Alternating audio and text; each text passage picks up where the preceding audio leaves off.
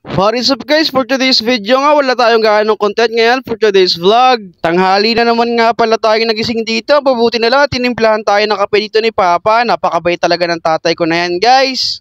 Dito naman guys, kunan ko daw siya, tamang pakit lang siya dito habang naglalaro ng PUBG. Adik na nga yun sa mga mobile games ngayon si Tupper guys.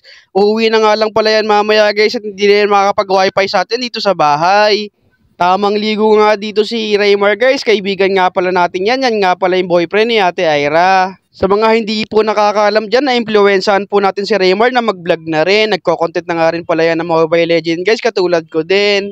Ang ganda nga ng bungod ng camera natin dito guys, kasi tignan nyo naman si Ira yan, tamang ngiti lang dyan. Gabi na nga pala to guys, so nag-umpisa tayo mag-vlog, kaya tamang kwentuhan nga lang kami dito guys tuwing gabi. At dito nga guys nag-iimpake na nga dito si Ate Ira at pinapakailaman pa ang aking laptop. Sabi ko matagal na yung laptop na yan at naiinis na nga ako kasi hindi ako makapag-live dyan. Ito naman guys, so nilipat ko dito at nakapakangiti-ngiti nga dito si Ira at mahal na mahal niya nga yung camera natin dito guys. Tamang asar nga ako dito kay Tupper, sinabihan ko siya pag uwi mo hindi ko na makakagamit ng wifi, wala pa naman signal dyan sa Baseco. Sabi niya naman guys, sa Sabado Linggo daw siya pupunta rito sa bahay para makapaglaro kasi malakas daw yung wifi natin at malakas yung signal.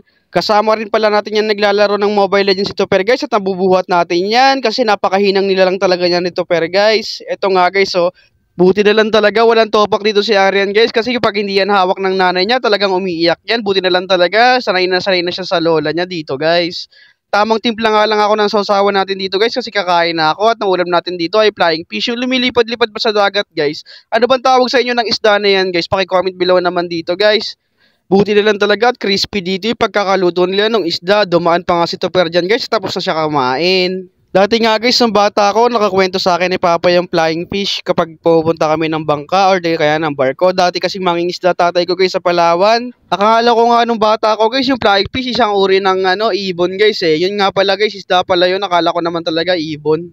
Tamang upo nga lang pala ako dito guys, kasama ko nga pala si Raymar dito at saka si Tupper. Mamaya kasi guys mag-upload tayo ng video natin at mag-edit muna ako dito. Tamang scroll nga lang si Raymar dito guys at pakita ko daw yung mga ginagawa niya pati yung page niya guys. Paki-subscribe daw siya or paki-follow siya sa Facebook. Hanggang dito na nga lang tong video na to guys. Bye bye!